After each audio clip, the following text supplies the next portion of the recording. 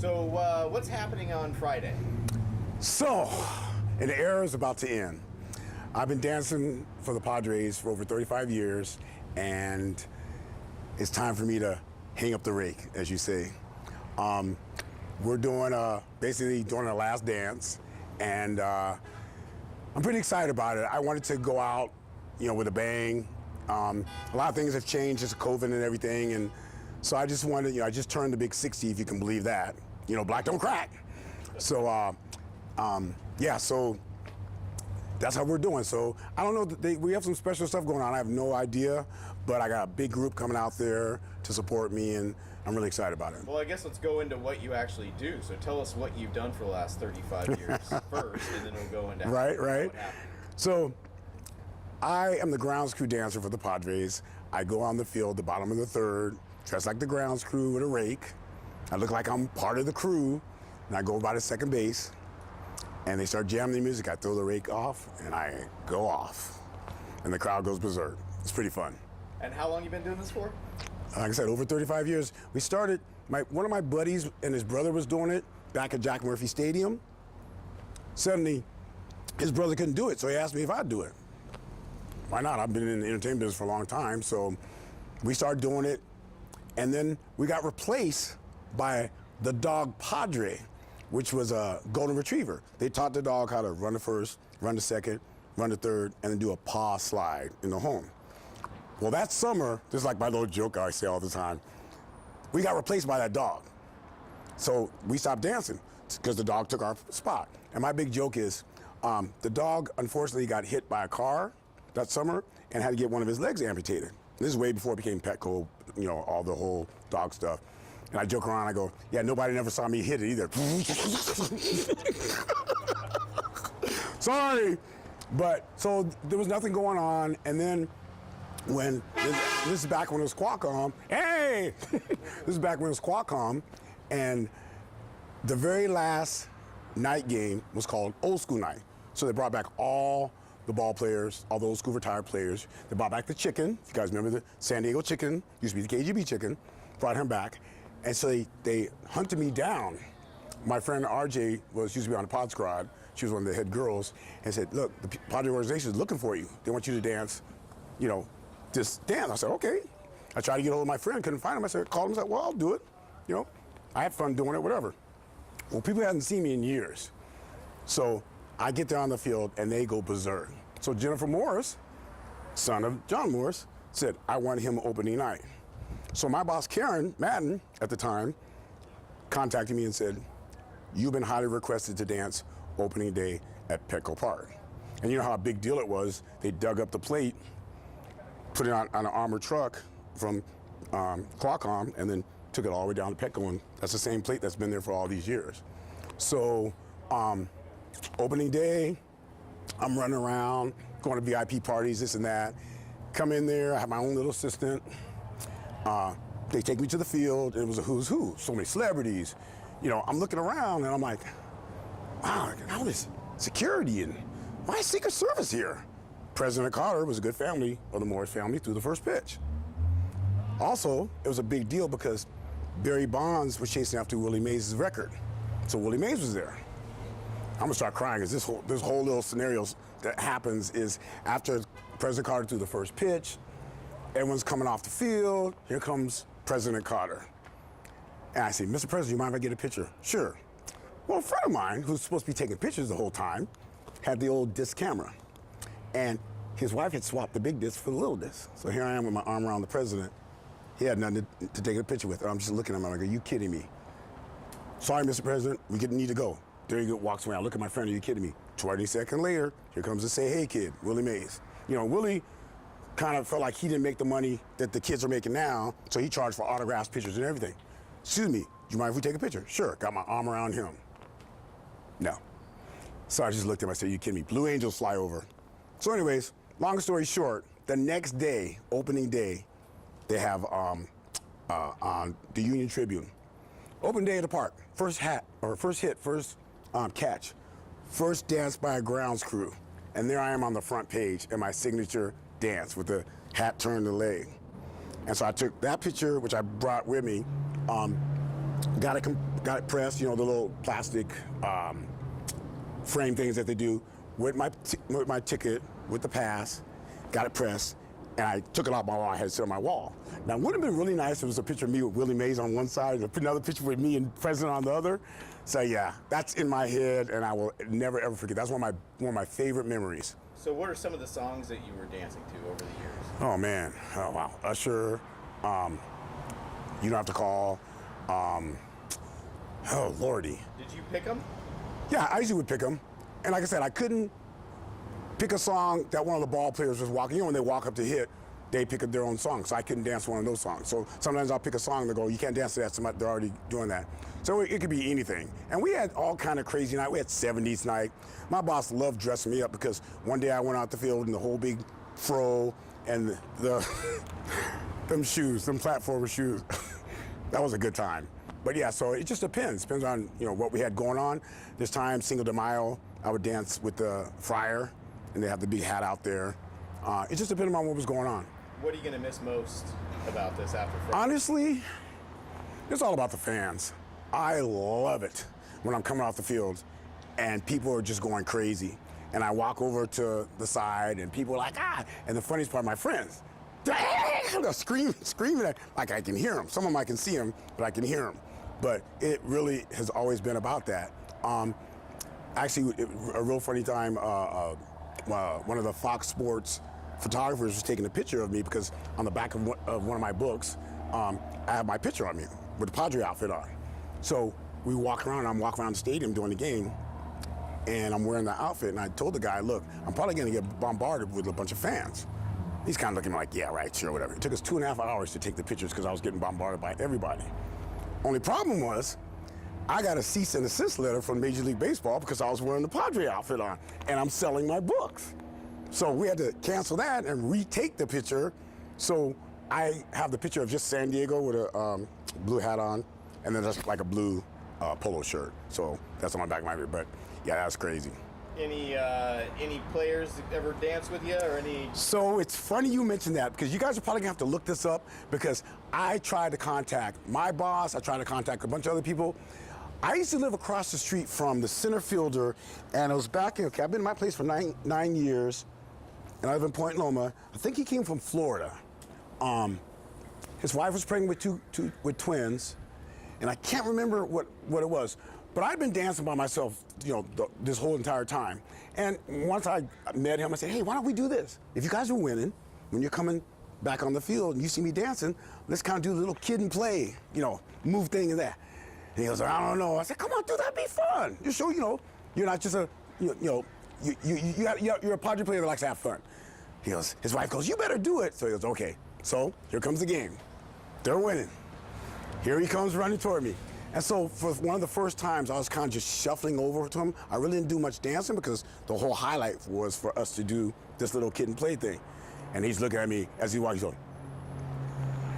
And so he runs by me, and people are like, what happened, what happened? So at that point, the new special events coordinator said, we need to change this up. And that's when they started hiring professional dancers. So then I had to start having rehearsal. And let me tell you something, you guys know about dancing. Just freestyling and having fun is a whole different thing, whole different in shape compared to dancers. Because, dude, I'm telling you, it was crazy, sweating like a pig. And so that's how suddenly I had the I don't want to say backup dancers because we all did the same routine, but we had to have practice to do routines and everything. So that's when you saw all the young kids that I was dancing with at that point. So, are you sad to go on what's, it's been a rough couple of weeks, even though all the big news of the new additions. So you sad to go in what may be a big season for the Padres? I just wanted to go out with a bang. Nobody wants them to say, Eric, we don't need you anymore. And actually, I thought I was going to have to get some surgery because I re-injured an old injury. So I was going to wait till the end of the season anyways. But, it's time. 35 years? Come on. I can still got my stuff going, which you'll see Friday. But, it's just I'm going to miss it because the excitement, I can't explain to you the energy. Like, I get a little nervous like everybody else. But as soon as I go through the tunnel and up on the field, everything goes dead quiet. And I just wait to hear the music and throw the rake down and I go crazy. And then after I'm done, and actually, this is a funny story. So when I told, when they were interviewing me on TV, they said, is there anything you're going to bring back? And I was trying to bring back the wave because people weren't doing it. That was opening day. And so I'm out there on the field dancing and wasn't paying no attention. We didn't have a cutoff time. I usually would just run off the field, but I was so in the in the moment that I forgot how much time was going on. And suddenly I hear coming to the plate, number 32, Barry Bonds. And I'm like, I'm sitting there still out. And this was on ESPN. And they have this thing, if there's any delay on ESPN, the team gets fined $10,000. So here's my happy butt still out there on second base. Like, you've never seen somebody run off field so fast. You thought I was, Manute Bolt, run off that field, right? Okay, so my boss is like, you might have lost your job, right? But that was also the day that they were throwing the syringes out there on left field because the whole thing about him deep up. So all the focus went on that. And everybody kind of forgot about me. So Wednesday, I'm like, I took out my job and said, we haven't heard anything, so you're good. So that's kind of ironic how that. So you never had any other embarrassing where you tripped or you did anything dancing? Nope. How you gonna do this? Dancing. It's dancing. I mean, I've had a lot of fun. We've mixed it up a bunch of different times. There's different stuff that I want to do, but they were worried that some other fan would think, well, this guy did it, so let me do it. And then, because I thought about start dancing on top of the dugout and then jump on the field or, whatever, but, there's always idiots. All it takes is one, so it is what it is. So can you show us any moves now? You wait till Friday. You know what you sound like? That's so funny, because it happens to me all the time. All the time. You can't not. Nope. Friday. Friday. Come Friday. I'm just saying, because that happens all the time to me. All the time. So they find I'm the ground screw dancer. Well, show me some moves. I look at them, really? So if you were a cook, I slap down some meat and say, cook this for me. Or, the whole, you're a comedian, tell me a joke. Got to come to the game. Ken, you got anything else? No, I was gonna ask you for your favorite move, but it's not gonna happen. no way of getting the move. Well, no, because the first dance. The selfie. Well, the selfie was funny. So I don't know if you've gotten to it in my archive, but that song, but first let's take a selfie. So what I was doing, I went out there and I started dancing. I took my phone and threw it on the ground, and I did the dive, went down, was doing 100 push-ups, and I stopped. I go, first, let's do a selfie. And I grabbed my phone like this. And one of the reporters took a great picture of me like this. And so it went viral on the thing. It's on my my Facebook thing right now. So. Were you around during the chicken? Oh, yeah. Actually, it's really funny. He offered to hire me to work for him. Because that guy. Ted, right? Yeah. Ted. Yeah. So, very smart businessman. That was the hardest working person, I'd say, in the history thing. He worked 340 days out of the year because he got paid 20 grand a pop. So what he did was hired 4 other people to wear the chicken outfit. But he wasn't paying them crap. He's paying their hotel, lodge, and everybody. He wasn't paying them I'm not gonna go out there, but very smart. Very, very smart. So yeah. It's franchise. Yeah, no, smart. No other memories with players that stand out to you? So this is a big one. My boss had called me. Somebody was such a big fan that they asked me to dance at their wedding.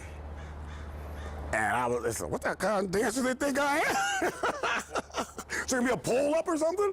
But they were huge fans, and it was really cool how we had it set up. So by the time I got there, everyone knew I was there. So I had my outfit on. So basically after the wedding was done, I came out there with the dinner salads, and everyone's getting all crazy, and the DJ's like, ladies and gentlemen, Eric Evers, ground six dancer for the Padres, and people were just going crazy, and their father ends up coming out dancing with me and all this stuff. It was pretty cool. I mean, that was a cool experience. A lot of the charity work that I did at, oh God, I can't even think of the ones are over in Del Mar, or not Del Mar, over in Coronado. Oh God, I can't remember which ones they are. But anyways, I did a lot of charity with them for free to dance. And basically, they sold me. to charity auction things. Sometimes it was $800. I'd come dance for them, or being a massage therapist, I'd throw in a free massage and stuff. So I'd come to their house and hook them up and everything and stuff. So, but I mean, I never said no to anything, except for the dance, right? Yeah. Were you a professional dancer before? I just like to dance. I always had a good time. I actually had to wear 2 shirts, bring 2 shirts because the other one would be so drenched. You're known what they call today as a hype man. Like, you're the guy that got the crowd going, because what that did for like the organization is it got them to buy liquor, got them to buy food, got them to buy whatever. So Yep. you were the opening act. So I mean, it's big nowadays. Well, it's amazing because I've had text messages from Dodger fans saying, I'm not even a Padre fan, but I come see you. And that's really flattering. That's really, really flattering. So, I mean, like I said, it's always been about the fans. It really has. Do you remember where it was real hard to hype up the crowd when the Padres weren't doing so good, and where was the stands? It's really funny you say that, because there was a time when we were getting slaughtered, because usually I go out there the bottom of the 3rd. We were getting slaughtered, and it was raining. And I go, do I have to go down there on the field? Because, I mean, I can't remember this. It was like a ridiculous score. It was crazy. They go, yep. And I went out there, and I ended up saying, and they're like, the head grounds go, Eric, it's real slippery out there, be careful. So I was out there and I just kind of said to myself, well, if I eat it, I'll just go with it and start acting like I'm swimming or doing whatever. But yeah, times when we weren't winning, and there's times like literally when we were winning, when I got off the field, by the time I got back to the green room, we were losing again. I'm like, just that fast? But, like I said, I love the fact that when people are like, I'd get text messages, are you dancing? Are you dancing now? Are you dancing? It was always usually Friday or Saturday, but I get text messages during the week. Are you dancing? Are you dancing? We're looking for you. We're looking for you. And if you blink, you can miss me real quickly. Because people, during the break, go up to get beer or go to the bathroom. So if you go up bottom of the 3rd, you're going to miss me. It could be that quick.